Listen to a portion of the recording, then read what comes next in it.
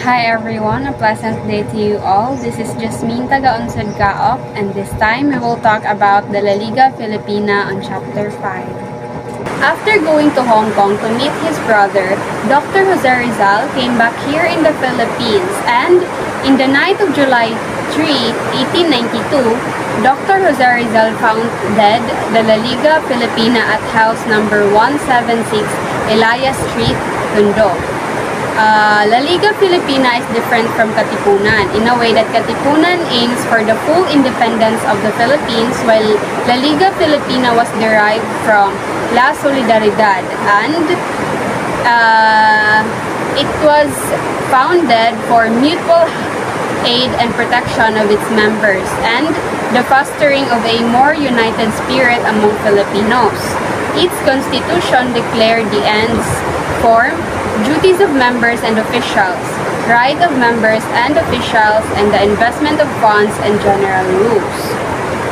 La Liga Filipina's motto is Unos instar omnium, or in English, one like all, or one like the others.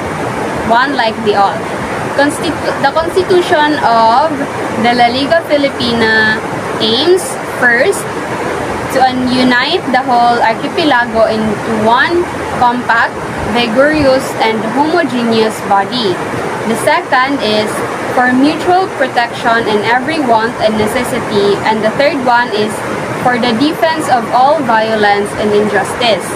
Fourth, to encourage of instruction, agriculture, and commerce, and the last one is the study and application of reforms. All in all, it aims to have a fair treatment from the law. They want fair treatment if they want to fight for something. They want the law to be fair and to have justice in a very fair way. The form of government that they want to have during that time is first, to set these ends in operation, a popular council, a provincial council, and a supreme council shall be created. Each council shall consist of a chief, a fiscal, a treasurer, a secretary, and the members. The third one is the supreme council shall consist of the provincial chiefs, just as the provincial council shall be composed of the popular chiefs. The fourth one is the Supreme Council shall have command of the Liga Filipina and shall deal directly with the provincial chiefs and popular chiefs. The Provincial Council shall have command of the popular chiefs, and the Popular Council only shall have command of the members. Each Provincial Council and Popular Council shall adopt a name different from that of their locality or region. All in all, La Liga Filipina wants a fair treatment from the government who handles them. On how they handle others concerned fairly, then they should be treated that way. And if they want to fight for something, then they should be treated in a very fair way of justice. And they shall be heard and have the right to speak. Hi everyone, my name is Marceline Grace Kaibigan, and I'm going to talk about the aim of the Liga Filipina. But first, let's talk about what is the Liga Filipina. So, the Liga Filipina is a Filipino organization founded by Jose Rizal in 1892, and kani siya nga organization is dili siya basta-basta kay kaning organization gihimo ni siya ni Jose Rizal to help the Filipino, to help unity of Filipino, financially contribution, and kanang naga-contribute o kanang financially funds ni siya para makatabang sa mga Filipino nga kanang ginaabusar permente. So, the Liga Filipina aimed to promote the economic and social well-being of its members while advocating for their rights and promoting Filipino unity. While the organization was short-lived, it played a significant role in the growing Filipino nationalist movement. So ang kaning The Liga Filipina kay gina-promote ang kanang sa economic and social para sa mga membro aning nga organisasyon. And ang kaning mga members mo ni siya ang kanang nagatabang sa mga poor Filipino, and ang kaning The Liga Filipina mo ni siyang naga-support financially sa mga members para na sila itabang sa mga Filipino. The Liga Filipina was governed by a three-tiered council system: the Supreme Council, the Provincial Council, and the Popular Council. So ang kaning Supreme Council kay mo ni sila ang kanang mga gina-elect para magprotekta o kanang maghatag og batas sa mga tao, sa mga Filipino. Ang example nis is kanang mga general. Next is Provincial Council. Mo ni silang kanang mga gina-elect nga representative para maghatag og kanang rules para sa mga Filipino.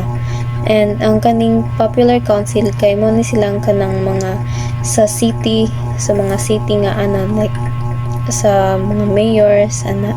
So each member of the Liga Filipina kay kanang nagabayad sila og 10 centavos monthly para sa contribute sa organization, kay mo na ilang ginatigom para na sila kanang matabang sa mga Filipino.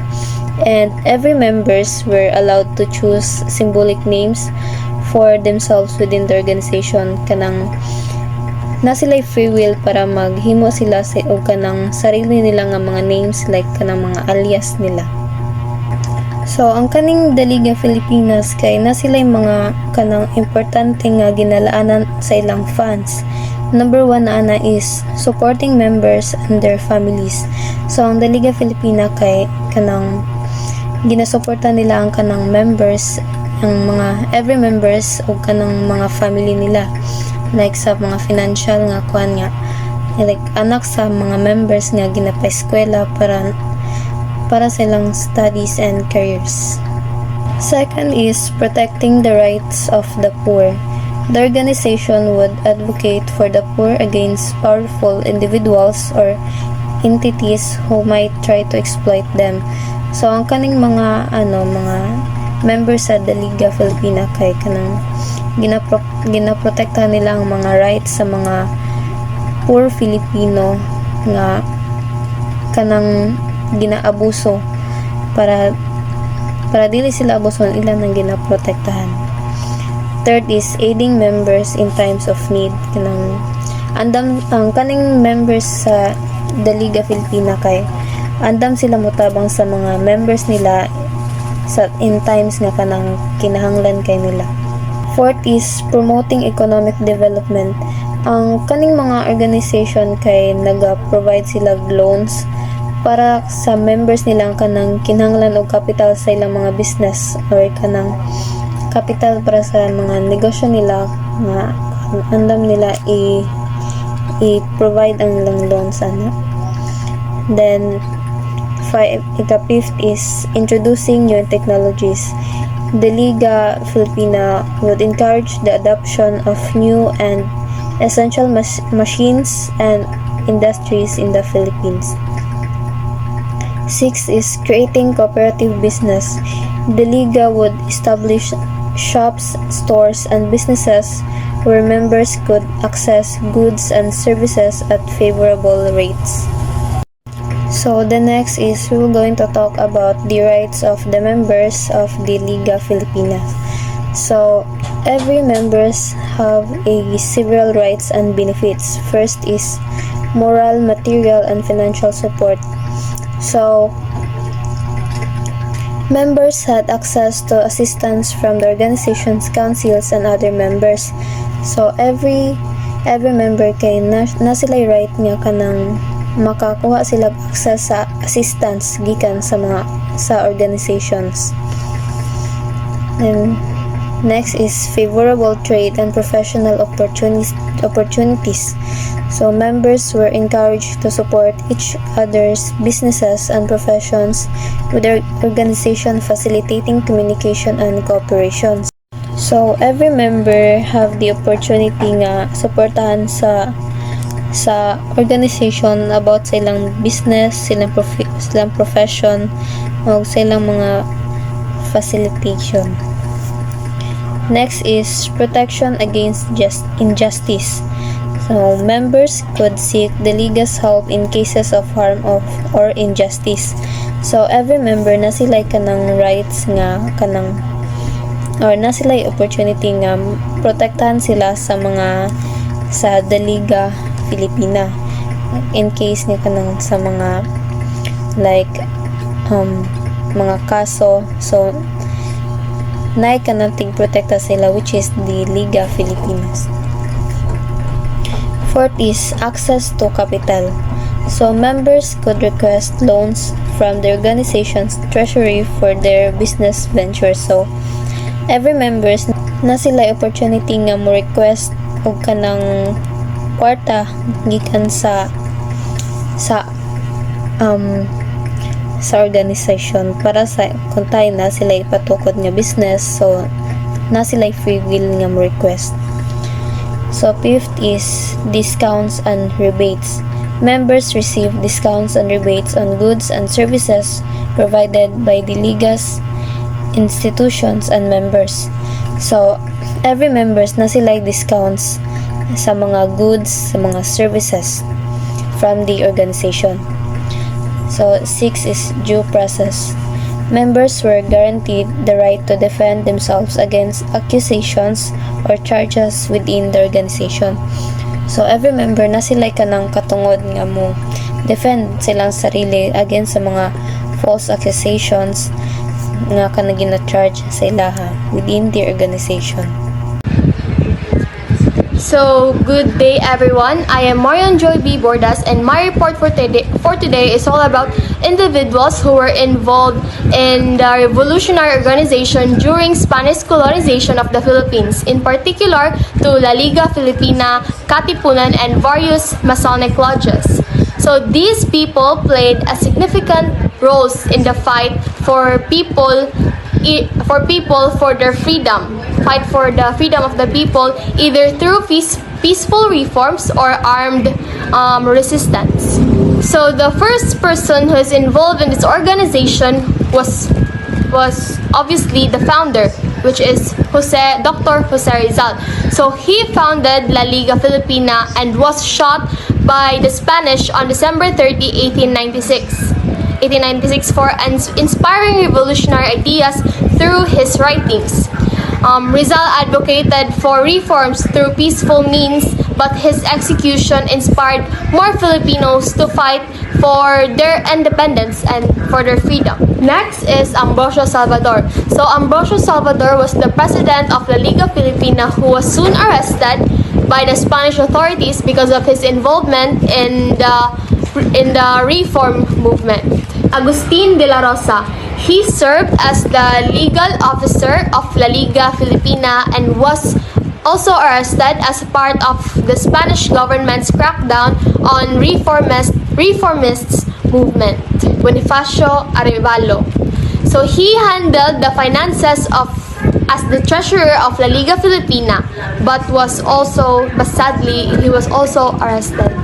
Next is Diodato Arellano. So he was the secretary of the La Liga Filipina, but more notably, he became the first president of the Katipunan. So he was also arrested for his involvement in the revolutionary activities of these organizations. So other revolutionary figures, first is Andres Bonifacio. Siya ang most famous revolutionaries. So he is known as the supreme head of the Katipunan. Bonifacio started the armed revolution against Spain on August 24, 1986. So he marked the beginning of open revolt with what's known as the Cry of Pugad Lawin. Next is Mamerto Natividad. So Mamerto Natividad was the key revolutionary leader who helped Andres Bonifacio spread the revolution to Nueva Ecija on August 28, 1986. So he was eventually shot by the Spanish. Next is Domingo Franco. So after Rizal's exile, siya ang nag-lead sa La Liga Filipina, but sadly, he was also executed by the Spanish authorities because of his involvement in the revolutionary movement. Moises Salvador, Numeriano Adriano, and Jose A. Dizon. So these men are the influential leaders of the Masonic lodges. So they supported the independence movement, but sadly they were also executed by the Spanish authorities because they were involved because of their roles in the revolution.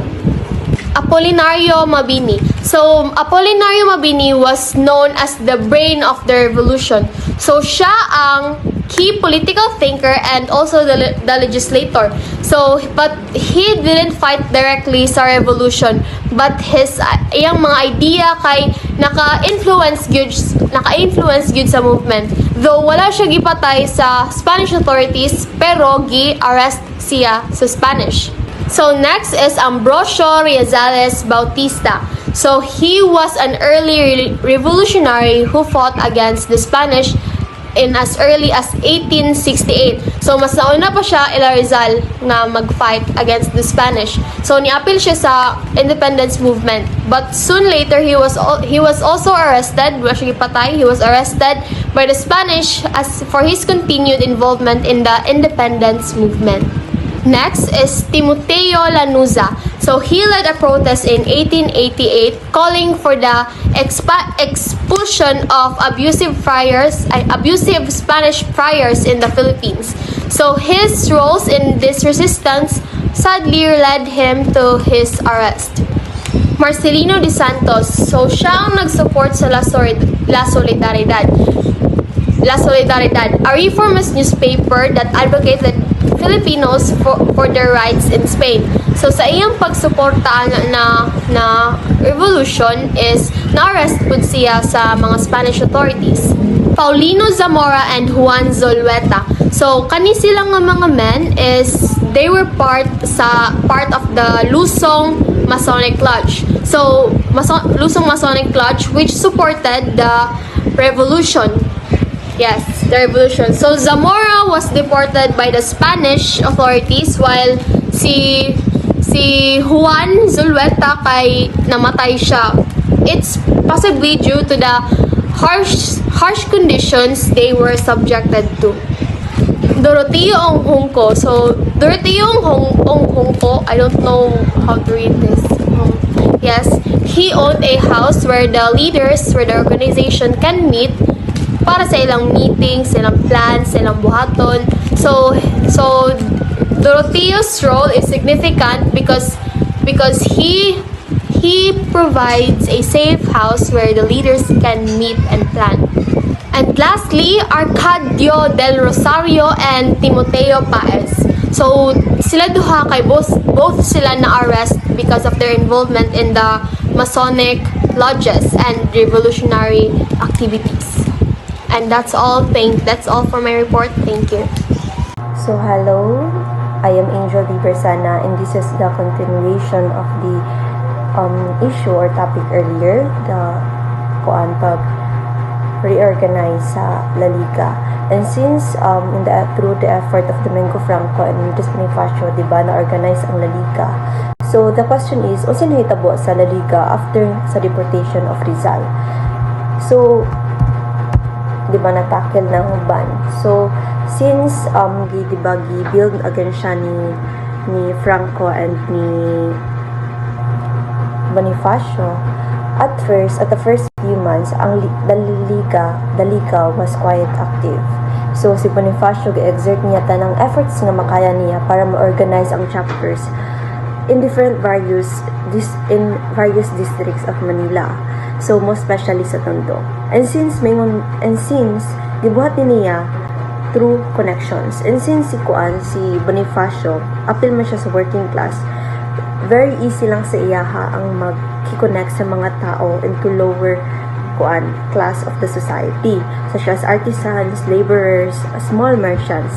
So nakakonect siya with other Filipinos. So very easy lang sa iyaha or convenient sa iyaha nga nga i-organize or spread ang La Liga sa all throughout sa district sa Manila.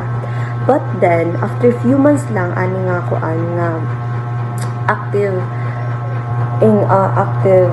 involvement sa La Liga through the society, gideny naman sa kanang reformist leaders nga naga-support sa Madrid propagandist na maghatag pa og money or maghatag pa og funds sa La Liga or sa Madrid propagandist. So ang Madrid propagandist guys is part ni silang part sa propaganda movement. That is why tungod ani nawalaan sila og funds, wala na sila kwarta gamiton para mag-work pa ang La Liga.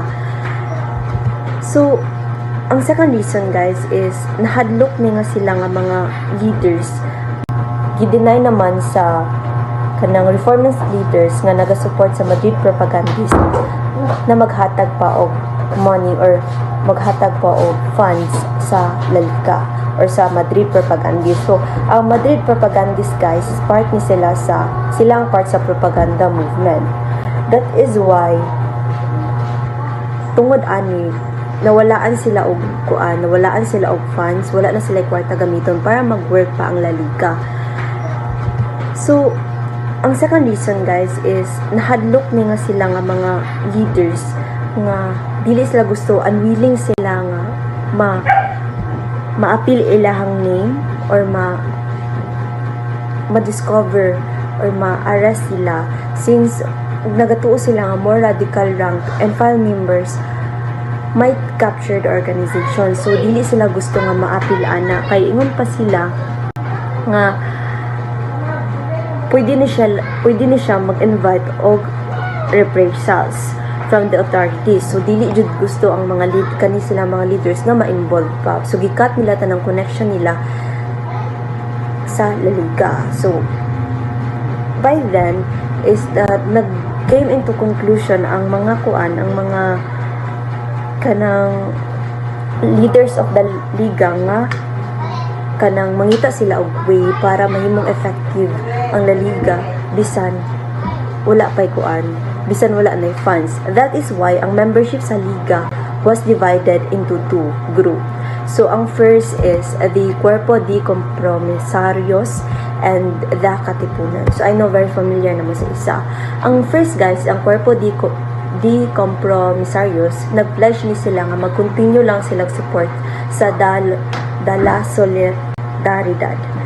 Well, the radicals nga gipangunahan ni Bonifacio, gidevote nila ilang kaugalingon sa bago and sekreto lang society or what we call the secret society. And what is this secret society? This secret society guys is the Katipunan, which gi-organize ni Bonifacio the very day nga gipa-deport siya sa Rizal sa dapitan. Kasi Bonifacio mong good guys, nanan ni siya mindset nga wala na truth, di na nila makuha ang justice through peace lang. So mao ni nga feeling niya ay kinahanglan jud na movement. Mao ning gipatupad niya or iyan ning gilaban ang Katipunan. So di ba deport man si Rizal on July 7, 1892. Mauna po na siya nga day nga gitatag ang Katipunan. So that where our topic ends guys, and thank you so much for watching. I hope nga daghan mo natunan. So again, a little overview lang is that the Constitution of La Liga Filipina was founded by Jose Rizal, but he was shoot dead, diba? So through this, Bonifacio was influenced na itatag ang Katipunan. So nganong gipatay si Rizal, then sa next lesson na siya. And again, ang mga rights sa members and such as ilahang right nga tabangan sila sa La Liga, nga about sa ilahang connection sa La Liga, and pwede sila tabangan sa La Liga in terms of money, sa ilang businesses, or whenever nga na-I funds sa treasury, and pwede sila mag-demand o rebate of all the constitution for all members sustained directly by the Liga Filipina. And mauna na siya guys. So thank you so much for watching. So again, I am Angel Di Barsana.